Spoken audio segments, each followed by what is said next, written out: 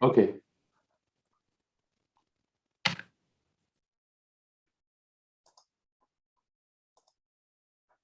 Okay. Hello, everybody. Good night, everybody, for those who are in France. First of all, thank you to Tara and Sebastiano, who gave me the opportunity to present you some sites from southern Syria. In fact, I would like to present you the result of some of the excavation and survey conducted on pre-classical sites, mainly by Syrian and French archaeologists. I just give you a few names: Frank Bremer, I said Tara already, Michel Al-Magdisi, Ahmed Aragji, Sophie Cluzan, Tara Steimer, of course, Jérôme Romer, and many others, including myself. As you see on the map, the southern Syria is approximately 120 kilometers by side. Of course, the region is not strictly limited to the current border of Syria and extend parts on the northern of Jordan and southern Lebanon. And here on over short distance, we have different biotope ecosystem which coexist. For example, you have the Eastern Golan, the limestone Damascus plain, the basaltic leja, the basaltic area also of the Kra and the Safa and the Jebel Arab. The characteristic of these sub-regions offer different possibility for lifestyle and production strategy. For example, the Arab plain or Nukra in the classical period is particularly favorable to the cultivation of cereal, and the upper part of the Jebel Arab are favorable to the cultivation of olive tree and wines. And these subregions have also different rhythm of occupation. And for example, while in the early Bronze one, the Leja is quite densely occupied, the Nukra between Sweda and Dera is almost unoccupied here, as was the Jebel Arab.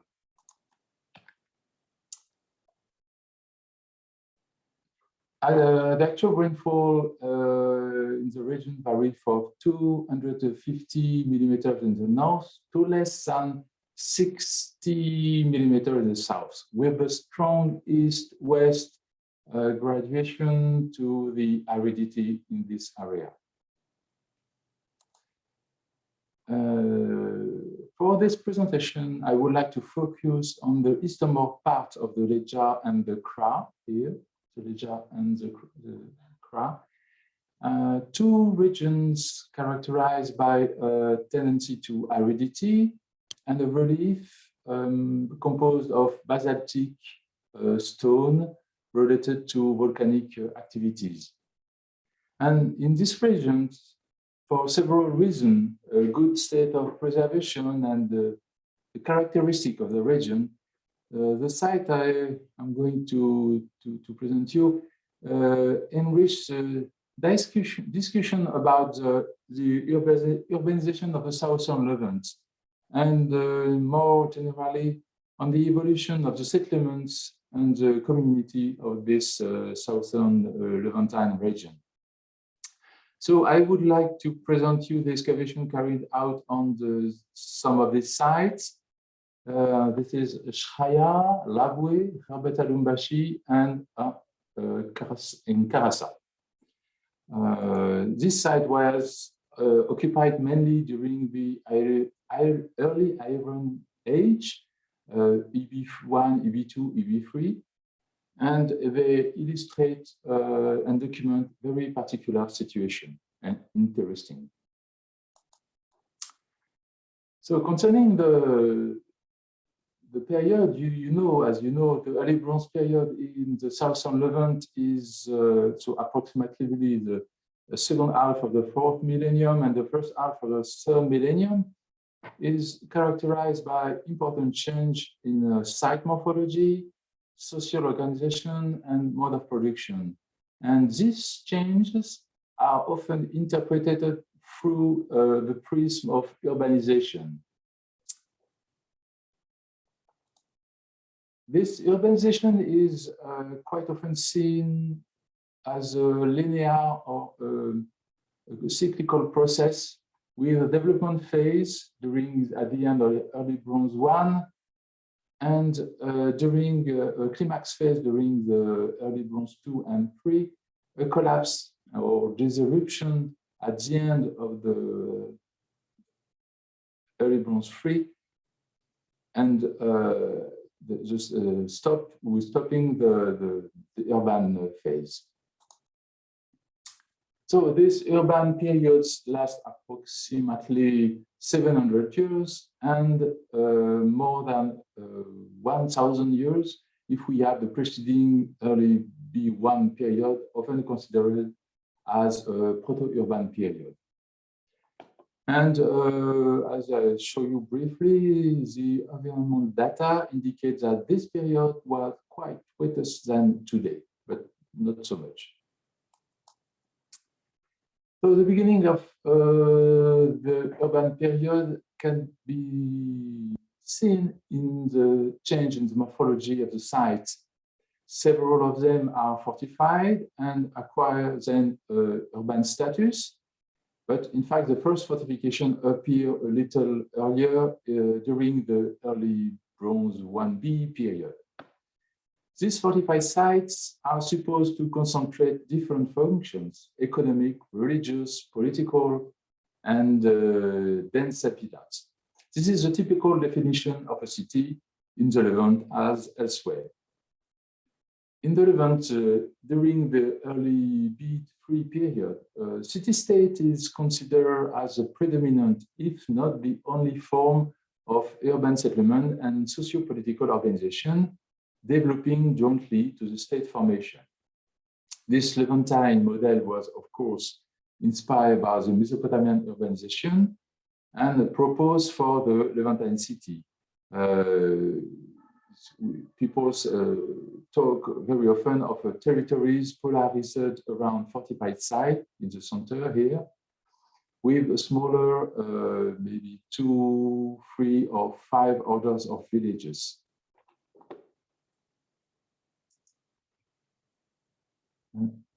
Sorry.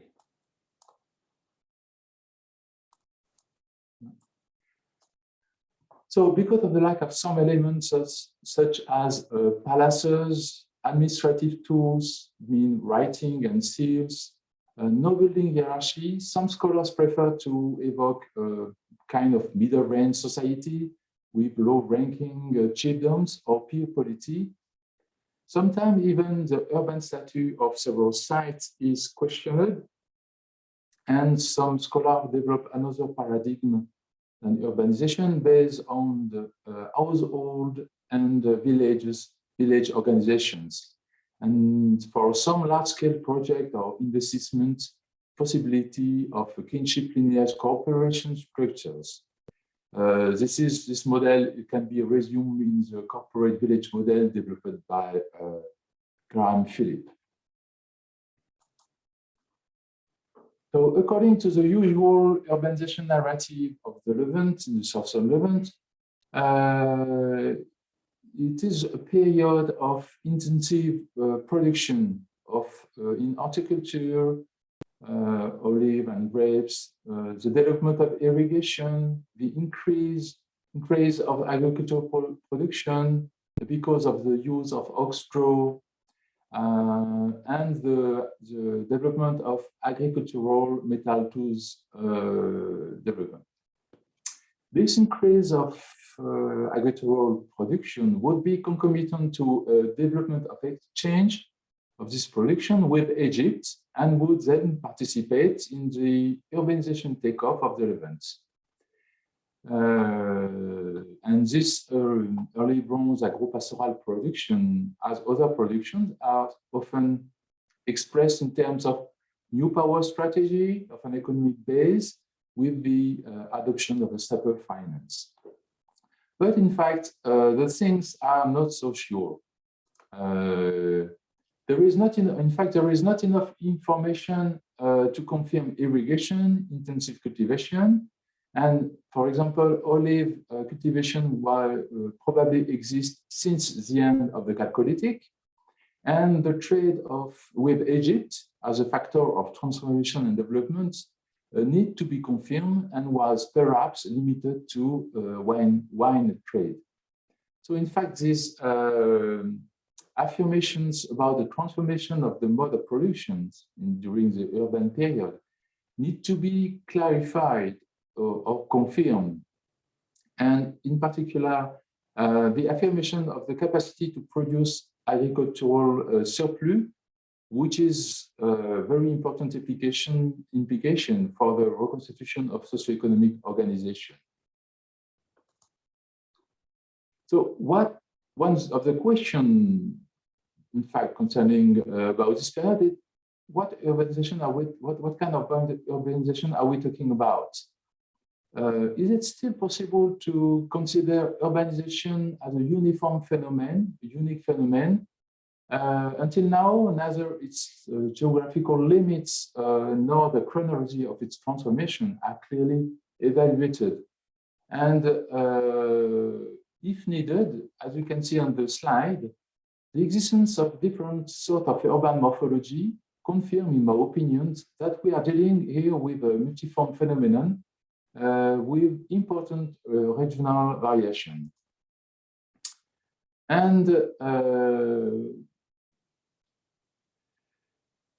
in my opinion, so beyond the usual narrative of the global urbanization of the region, which is always difficult to describe and to explain precisely, there is a juxtaposition of local scenarios that need to be described in order to a better understanding of the phenomenon and of the archaeological remains.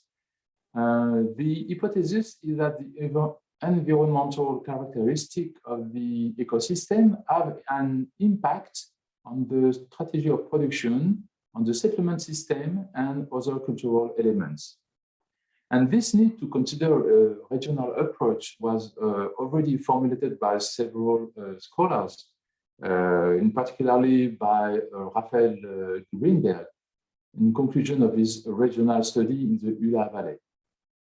And here it is in the same perspective of regional scenarios that I present you in a diachronic way some site of the Leja and the Kra, and assuming that through the morphology and location of this site, it is possible to evaluate their function, the characteristic of their network, and their agro-pastoral system.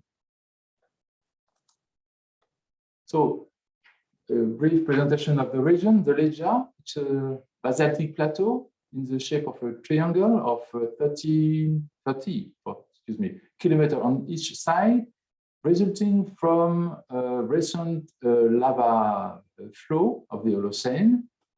Its topography is marked by big basalt bubbles and constitute a quite chaotic relief. Although arid, there is several areas suitable for agriculture and grazing, as you can see on the slide, with these fields, and possibility to access to groundwater through wells or to rainwater in temporary ponds. So the region is suitable for both agriculture and livestock farming. The Kra is another basaltic flow from the Safa volcanoes, currently in an arid zone with 80 to 100 millimeters of annual rainfall.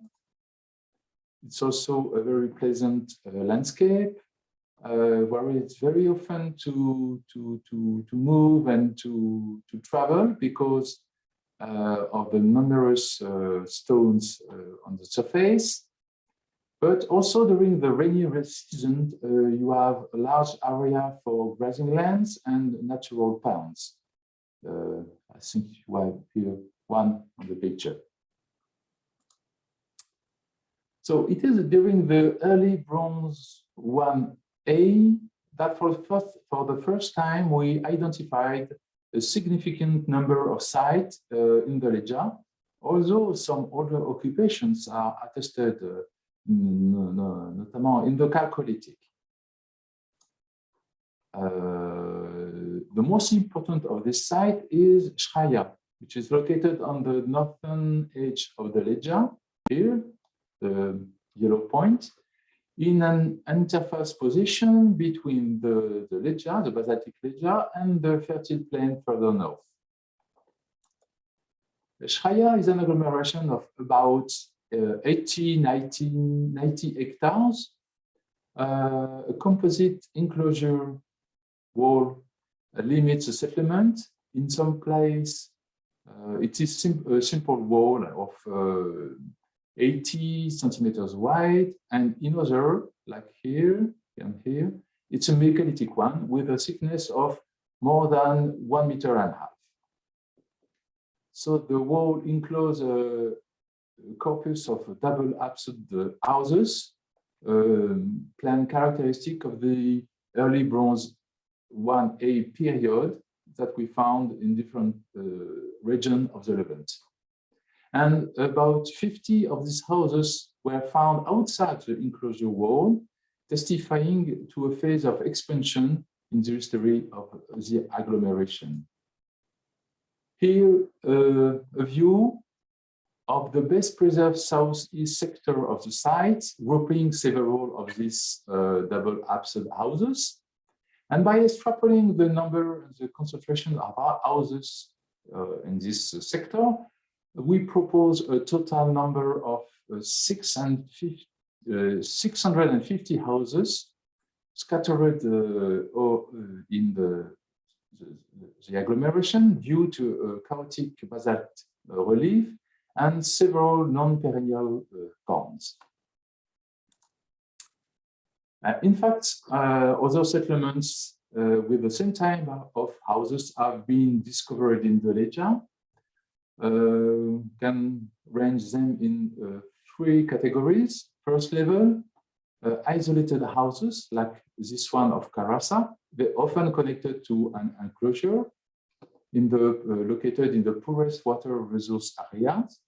Second level, the houses are grouped in small agglomeration of 1 to 2 hectares and between 30 to 50 houses near temporary water resorptions.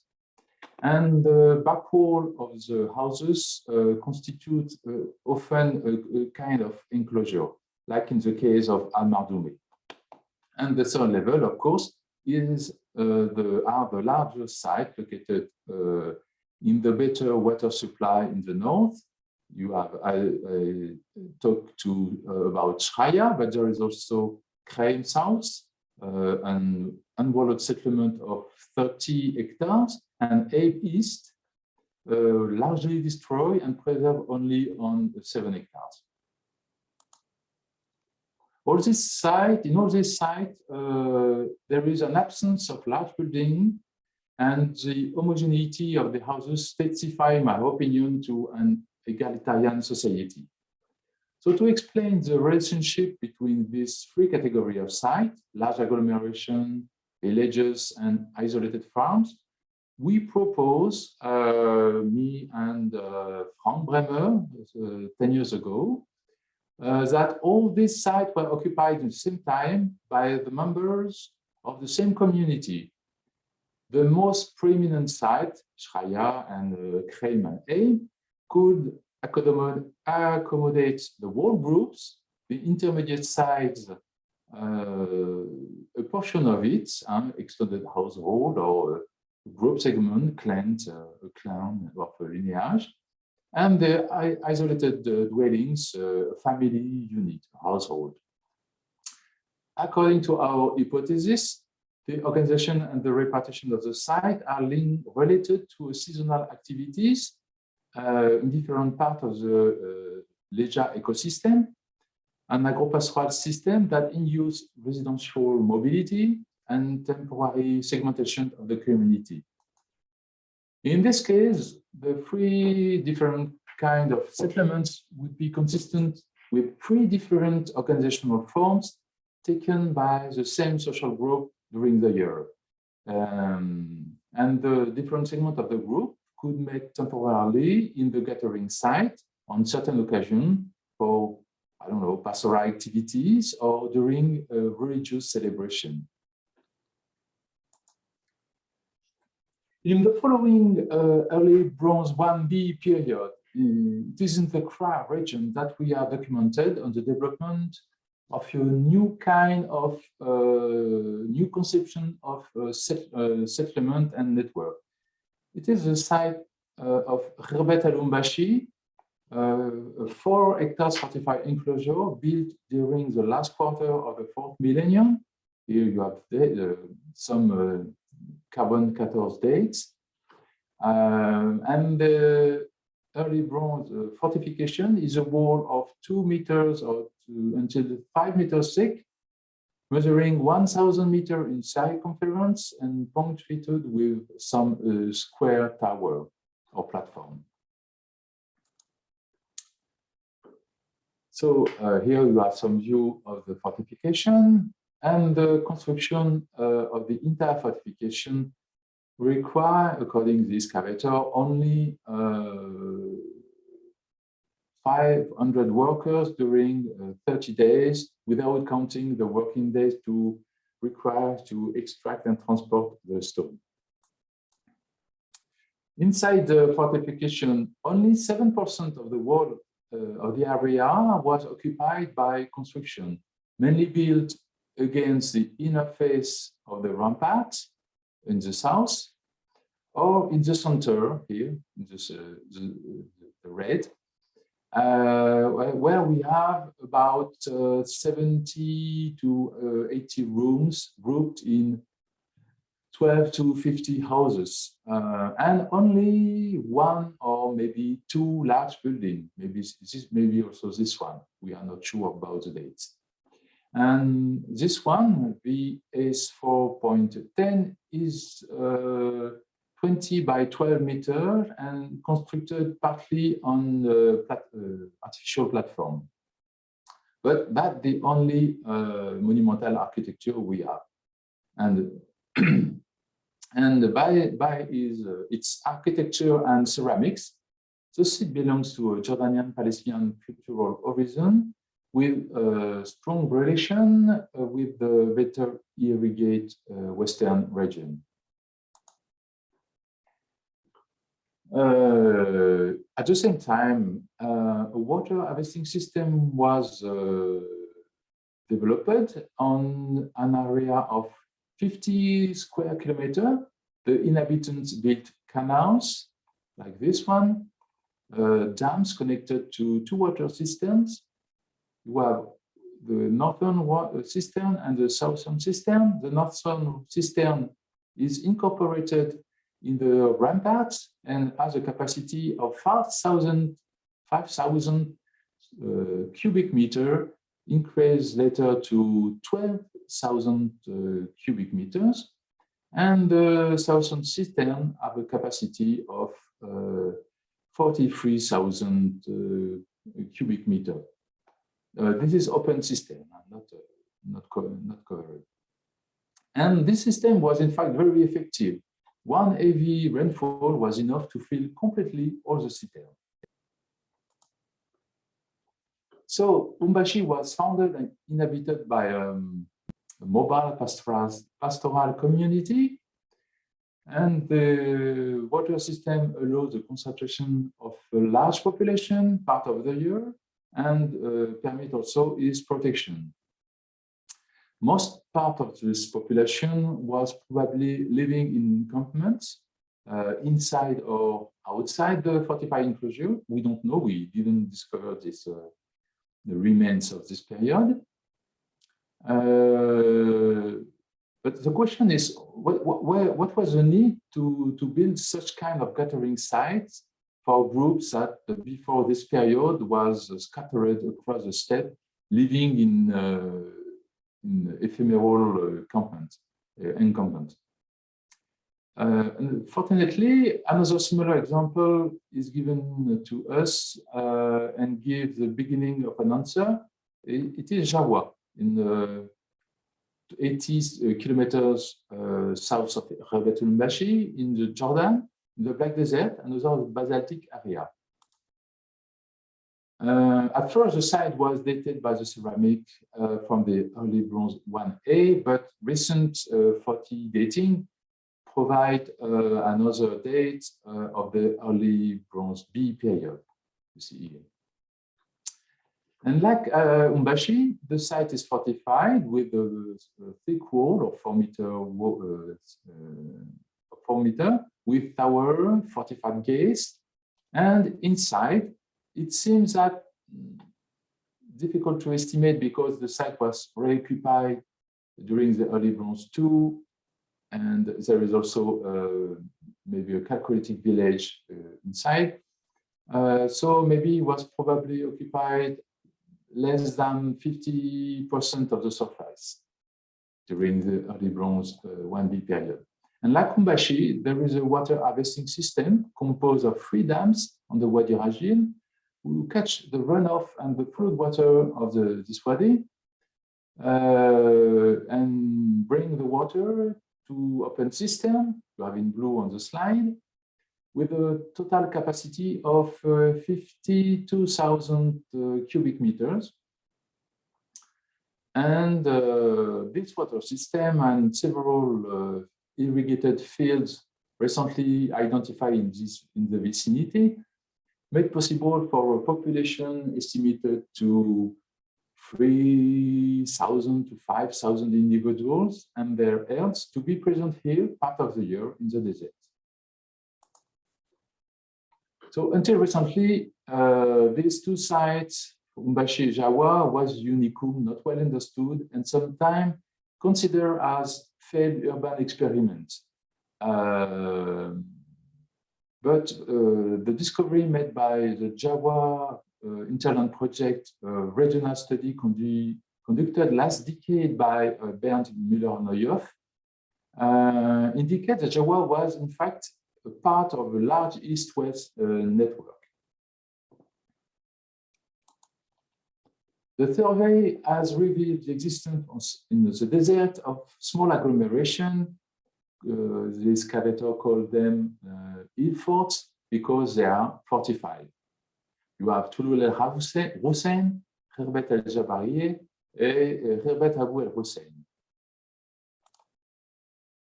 The first one is Touloul el-Hussein, probably from the early Bronze 1A or B. A fortified site grouping more than 200 small dwelling structures and associated with terraced gardens where agricultural activities using rainwater was possible. The second one, Khirbet el-Jabarieh, is smaller, only half hectares, possibly dating to the early Bronze 1, and it is fortified with a double-faced wall fortification of 1 meter to 2 meter thick, and with possibly 3 gates, here, and maybe a tower. And the third one, Khirbet Abu el-Hussein, is also settlement not well date Chalcolithic or Urbi period. We are not sure. Also protected by a thick wall of 1 meter thick, and with 2 towers.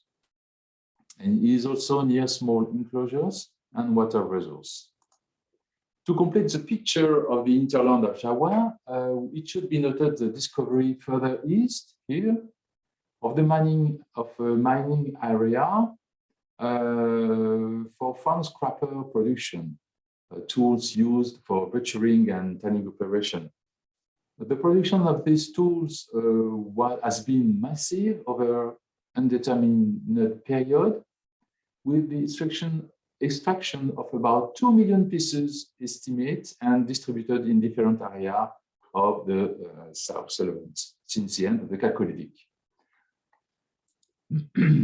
The existence of an integrative cross-sectional network between the Jordan Valley, Tel Ummamad, and Jawa has been previously established from the ceramic production. And the recent discovery of Müller-Neuhoff and his team extend this network eastwards over a total distance of more than 250 kilometers. So this network involved groups of mobile pastoralists moving seasonally between different grazing areas and working periodically on the extraction and cutting of stone stool and distributing them in the other region of the Levant. And this population could settle part of the year in the different sites, Jawar, Khabet el-Jabarieh, and so on. In my opinion, we can consider the existence of a similar network around Khabet el-Umbashi, even if a little different. Here, no traces of lithic production, even if numerous fan scrappers were discovered, and pastoralism seems to have been the main activity. Charcoal analysis from Umbashi revealed relationship between the site and western region as the Jebel Ahab, the Golan, and the Leja. With also to be mentioned the site of Rouj el Ais, which is quite similar to Khabet el-Umbashi in the French eastern fringe of the Leja.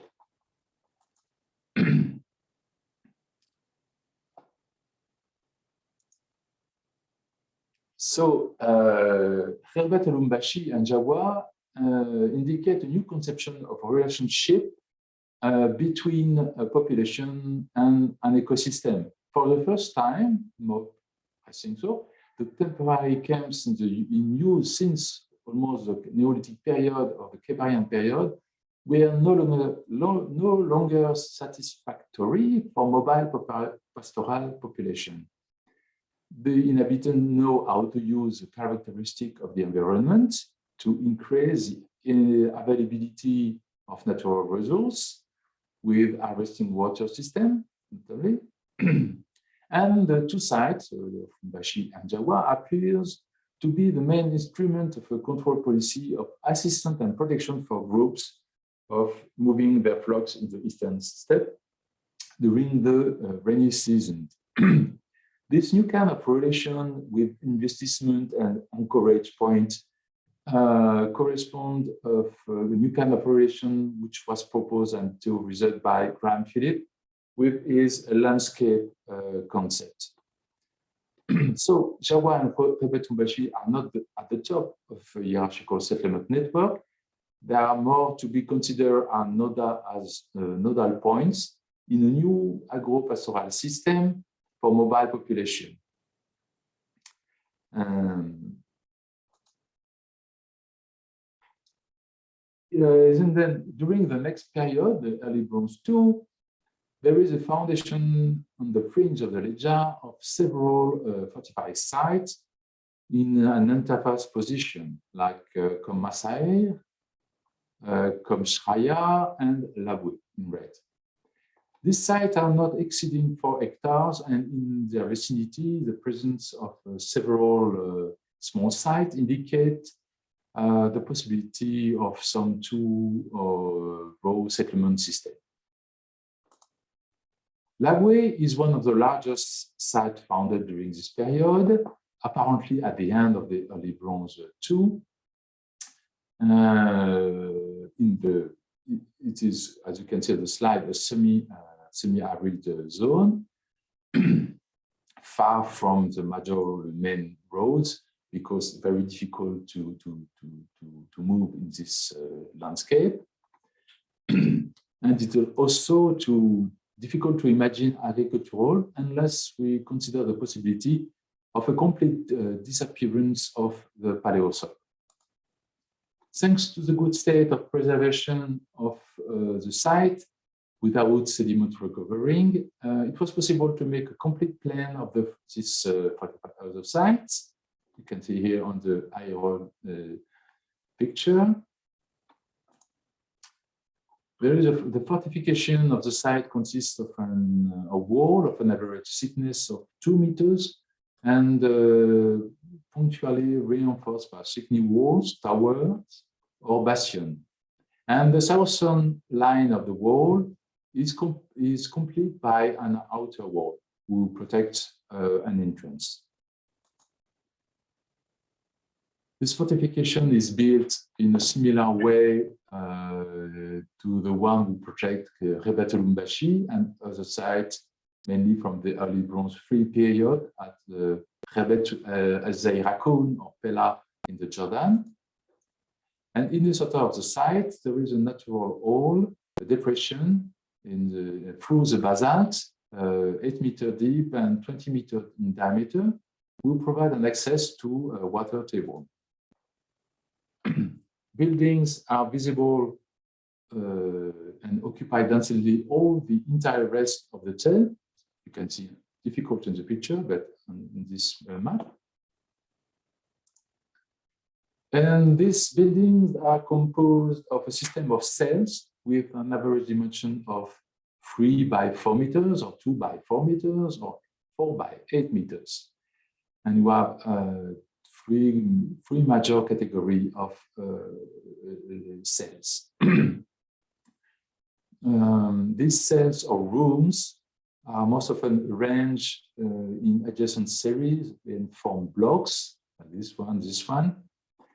And due to their small dimension, most of them as interpreted not as dwelling, but as silo and reserve or kind of storerooms with a total estimated area capacity, storage capacity, excuse me, of 1,500 cubic meters. And during the early Bronze Free period, some sectors were reoccupied and some buildings were developed with the adjunction of courtyards. Only in the southwestern sector of the site, we have the testimony of an architectural hierarchization. The sector is completely separate from the rest of the agglomeration by a continuous wall and had its own gates in the north rampart, and two large buildings were built there.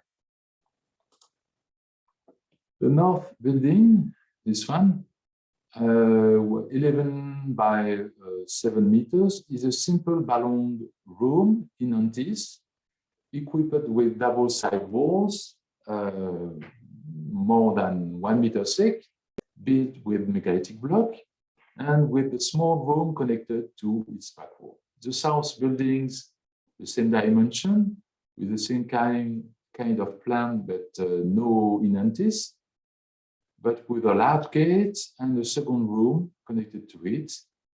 And the two buildings are undoubtedly different from the other buildings in their design, in their building techniques, in their size, and because of their isolated location. And their opening oriented to the east, toward the outside the site. Really, they are not connected with the other part of the site. The function of this building remain uncertain, even they are similar to Inantis temple, a model of temple well attested during the early Bronze, but not before in my opinion, before the early Bronze Free. For example, like in the site of Khirbet al-Zayrakun in Jordan. We have two examples here. So the urbanism of the city is quite particular. Here, the street does not structure or organize the urban frame. The city gates here and here and here do not open on major street, and the open system in the middle is not an urban structuring element, even if it's a monumental element. And the monumental sector here is clearly isolated from the rest of the site and looking outside. Regular grids with perpendicular drawn from segment of the rampart, example here, here, here, here, in gray, delimited and organize the orientation of the different sectors of the cells. And this is the main, if not the only place of city planning we have for this example. So in general, the morphology of Labweh could be characteristic of the city of the first urban period, Southern Levant. But the fact to have its complete plan allows to see its particularities. They can be summarized as follows: no overall city planning process, a modular urbanism composed of cells, a limited hierarchization of the architecture of the buildings with only 2 examples, impressive fortification, but small dimensions of the cells. It is also necessary to consider the location of the site in an non-favorable region to agriculture and even sedentary life.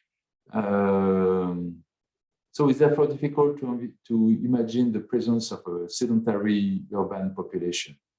And the hypothesis developed for that place is it was occupied by a community still largely mobile and scattered through the countryside. And this population used the site as a protected storage area. As a comparison, I have in mind the example of the collective or communal Moroccan granaries. You have example here, not of the same, not so big, not of the same period, but it's a kind of it's a good comparison, I think so. So in that way, Labweh could be interpreted as a storage fortified site for mobile population engaged maybe in both pastoralism and agriculture, and which only a part of it live permanently in the site. And it also be a fixed point in an east-west network linking the Labweh to the eastern steppe, which we should keep in mind that I don't present them here, but during this period, there is also other occupation in the state at Umbashi, Jawa, but also in some villages at Rebet el-Dabab. So during the next period of the early Bronze III, other sites attest to the presence of a more classical, usual walled sites, fitting better with the standard description of an early Bronze city. Karasa is one of them, is circled in red. The site is on a small rocky outcrop here, on the south edge of the Labweh, near a perennial source, a spring,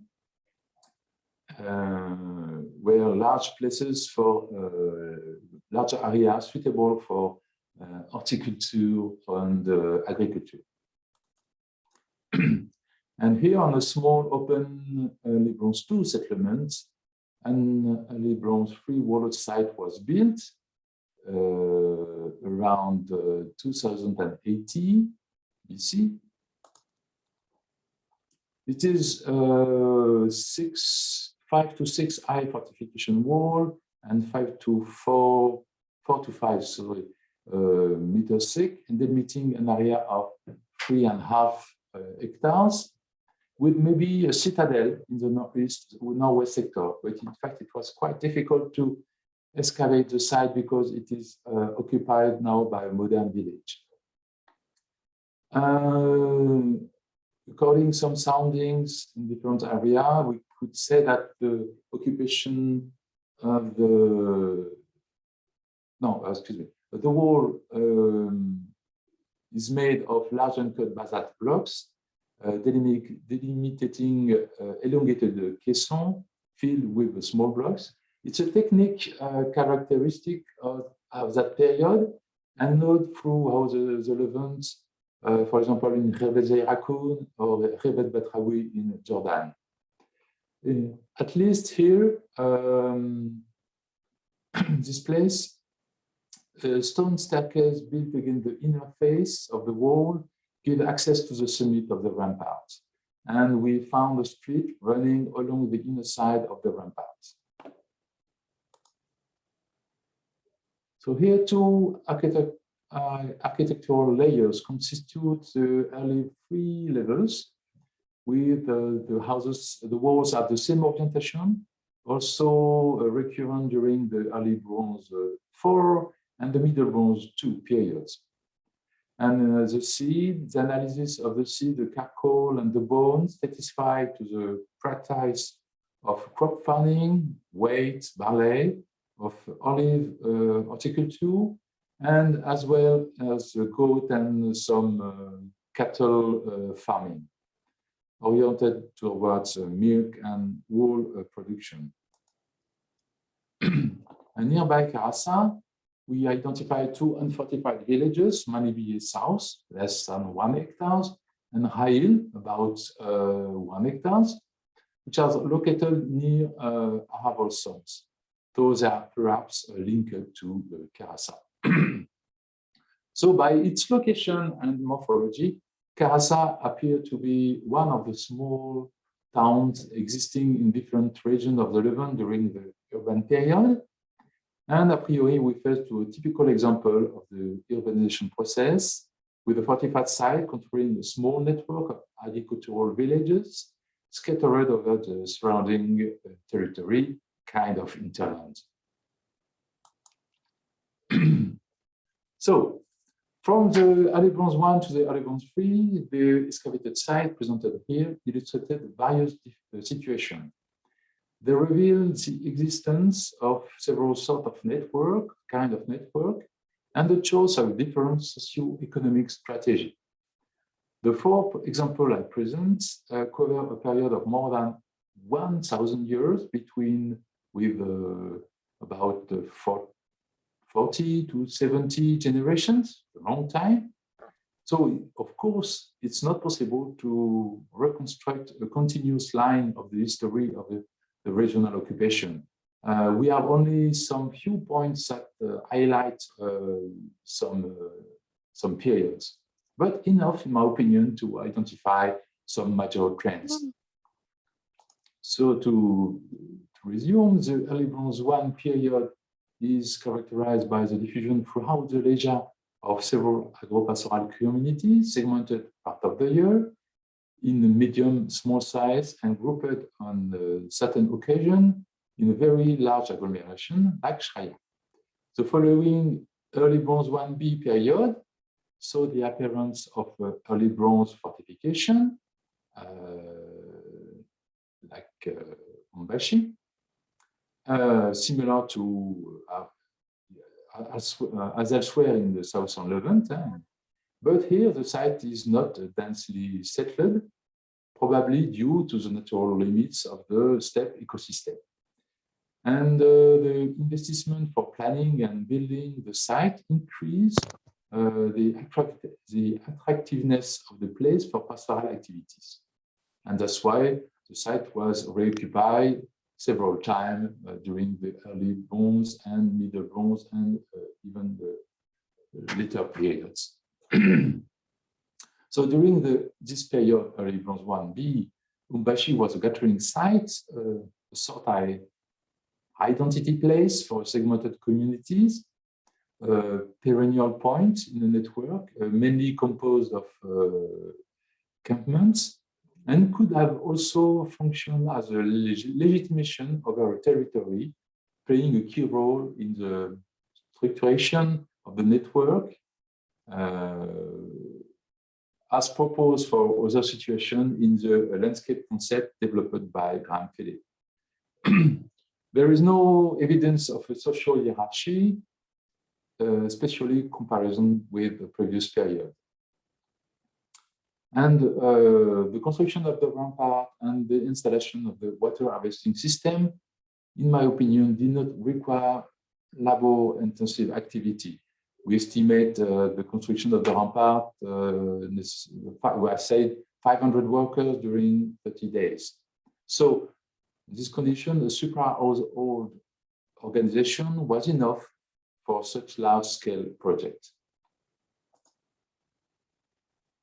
The urban takeoff of the early Bronze II period is curiously documented with Labweh, this one. And the site study suggests it was not a city with the sedentary inhabitants. Rather, it would be a granary city for population, also still segmented because of an important mobile pastoralist activity, and probably belonged to an east-west network oriented in the direction of the steppe. So, should we consider this site as a city or as a rural agglomeration? I don't know. But in this case is very interesting for this. You see that the limits, the frontier between the urban and rural world is quite difficult to make. Finally, probably because of a randomly discovery, it's only in the early Bronze III period that we have with Karasa an example of what we consider as a classical agricultural city, similar to other cities of the Southern Levant. In this case, its network was probably more hierarchical than before, but of, I think, smaller dimensions in a limited territory compared to the previous periods. So to conclude, despite the fragmentary nature of the documentation, these examples, for example, indicate the discontinuity as other occupations, and not only Umbashi, Barié, but Barié, Rebetet Dabab, and other sites. They testify the discontinuity in the choice in social organization, settlement system, and agro-pastoral system. And contrary what is said in the usual narrative of the South Levantine urbanization, there is no linear evolution from the simple to the complex, from the small to the big, or from the hierarchical forms to the hierarchical one. So the identification of one urban element or form, the identification of urban status cannot be done on the basis of one architectural element, such, for example, as a fortification. The variety of examples presented indicate at least in the regions of Zaleja Bekra, there is a necessity to substitute to this linear evolutionary perspective a notion of multiform and concomitant forms,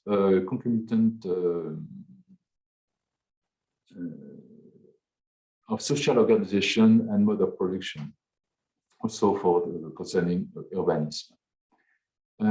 Obviously, the current model of urbanization for the Southern Levant operates as an integrative system. It tends to unify the regional practice beyond some schematic generalization, fortification, centralization, hierarchization, and so on. And it's an operating system where the regional boundaries are fluid and often blurred. So it's quite difficult to precise the study. Of course, I have in mind that the examples I present here are particular because they are located in a region with a specific and constraining ecosystem and with the predominance of pastoralism and mobility. But the variety of solutions developed by the population who live in this place indicate, in my opinion, strong disconnection or independence from an environmental determinism. Therefore, we could expect that similar variation are to be found in more central or less constrained regions, like in, I don't know, in the Irbid Plateau, the Jordan Valley, or other region. So to conclude this presentation of the southern Syrian case, we can say that the construction of global urbanization narrative for the southern Levant must therefore, it is in fact my opinion, be reconsidered. So work can only be done with regional scenarios that are often, as you have just seen, still partially known. But for sure, it is not, and it will be my concluding words, it is not from the general model that should guide, it is not the general model that should guide the interpretation of local phenomena, but the reverse. So you see, there is still a lot of work to be done to completely understand this period and the urbanization process.